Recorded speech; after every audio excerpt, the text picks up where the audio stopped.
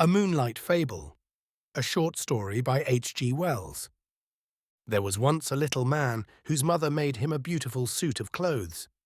It was green and gold and woven, so that I cannot describe how delicate and fine it was, and there was a tie of orange fluffiness that tied up under his chin, and the buttons in their newness shone like stars.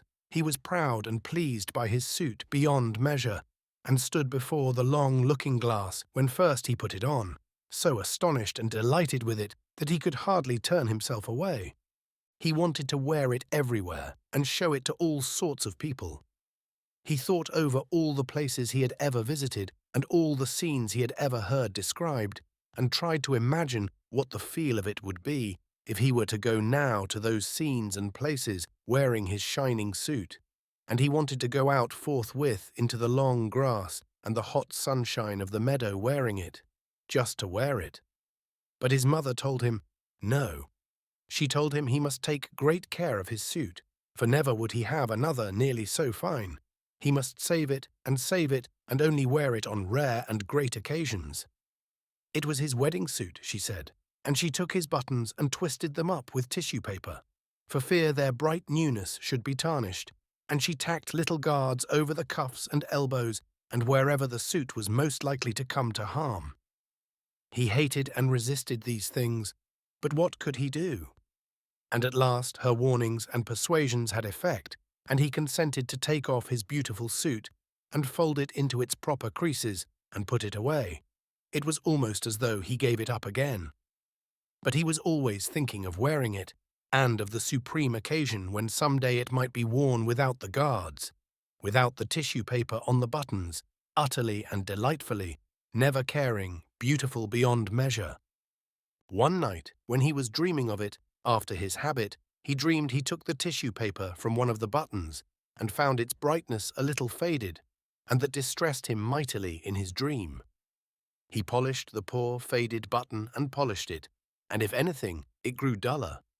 He woke up and lay awake, thinking of the brightness a little dulled, and wondering how he would feel if perhaps when the great occasion, whatever it might be, should arrive, one button should chance to be ever so little short of its first glittering freshness, and for days and days that thought remained with him distressingly, and when next his mother let him wear his suit, he was tempted and nearly gave way to the temptation just to fumble off one little bit of tissue paper and see if indeed the buttons were keeping as bright as ever. He went trimly along on his way to church full of this wild desire, for you must know his mother did, with repeated and careful warnings, let him wear his suit at times on Sundays, for example, to and fro from church, when there was no threatening of rain, no dust nor anything to injure it, with its buttons covered and its protections tacked upon it, and a sunshade in his hand to shadow it if there seemed too strong a sunlight for its colours. And always, after such occasions, he brushed it over and folded it exquisitely as she had taught him, and put it away again. Now, all these restrictions his mother set to the wearing of his suit, he obeyed. Always he obeyed them, until one strange night he woke up and saw the moonlight shining outside his window. It seemed to him the moonlight was not common moonlight, nor the night a common night, and for a while he lay quite drowsily with this odd persuasion in his mind. Thought joined on to thought like things that whisper warmly in the shadows. Then he sat up in his little bed suddenly, very alert, with his heart beating very fast and a quiver in his body from top to toe. He had made up his mind. He knew now that he was going to wear his suit as it should be worn. He had no doubt in the matter. He was afraid, terribly afraid, but glad. Glad. He got out of his bed and stood a moment by the window, looking at the moonshine-flooded garden, and trembling at the thing he meant to do. The air was full of a minute clamour of crickets and murmurings, of the infinitesimal shouting of little living things.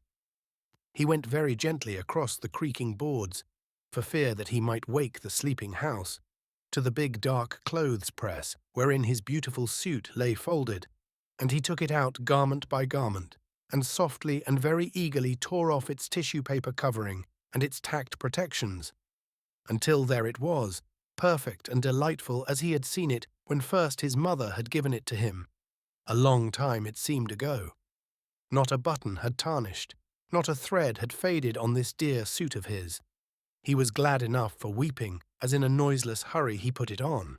And then back he went, soft and quick, to the window, and looked out upon the garden, and stood there for a minute, shining in the moonlight, with his buttons twinkling like stars, before he got out on the sill and, making as little of a rustling as he could, clambered down to the garden path below.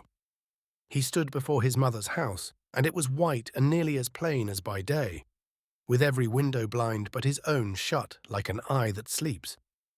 The trees cast still shadows like intricate black lace upon the wall. The garden in the moonlight was very different from the garden by day. Moonshine was tangled in the hedges and stretched in phantom cobwebs from spray to spray.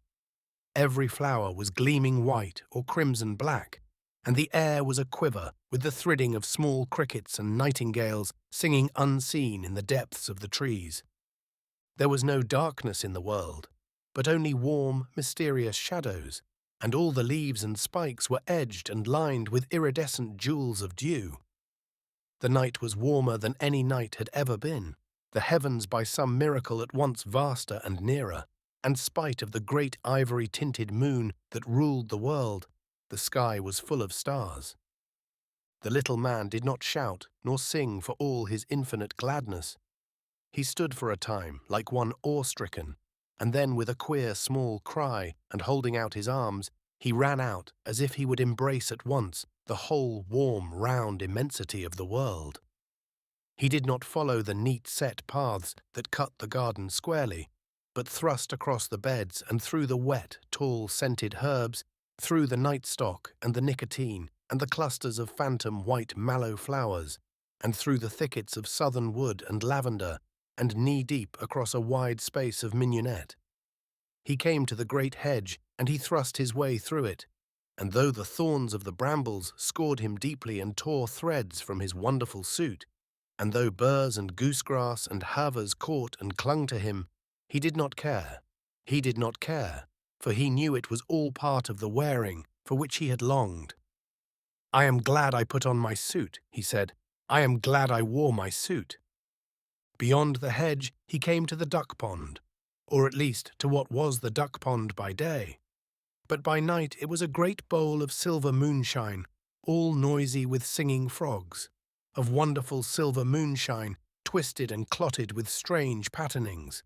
And the little man ran down into its waters between the thin black rushes, knee-deep and waist-deep, and to his shoulders, smiting the water to black and shining wavelets with either hand, swaying and shivering wavelets, amid which the stars were netted in the tangled reflections of the brooding trees upon the bank. He waded until he swam, and so he crossed the pond and came out upon the other side, trailing, as it seemed to him, not duckweed, but very silver in long, clinging, dripping masses. And up he went through the transfigured tangles of the willow herb and the uncut, seeding grass of the farther bank. And so he came, glad and breathless, into the highroad. "I am glad," he said, "beyond measure, that I had clothes that fitted this occasion." The highroad ran straight as an arrow flies, straight into the deep blue pit of sky beneath the moon. A white and shining road between the singing nightingales, and along it he went, running now and leaping, and now walking and rejoicing, in the clothes his mother had made for him with tireless, loving hands. The road was deep in dust, but that for him was only soft whiteness, and as he went, a great dim moth came fluttering round his wet and shimmering and hastening figure. At first he did not heed the moth, and then he waved his hands at it and made a sort of dance with it as it circled round his head. "Soft moth," he cried, "dear moth. And wonderful night of the world. Do you think my clothes are beautiful, dear moth? As beautiful as your scales and all this silver vesture of the earth and sky?" And the moth circled closer and closer until at last its velvet wings just brushed his lips. And next morning they found him dead with his neck broken in the bottom of the stone pit, with his beautiful clothes a little bloody and foul and stained with the duckweed from the pond. but his face was a face of such happiness that, had you seen it, you would have understood indeed how that he had died happy, never knowing the cool and streaming silver for the duckweed in the pond.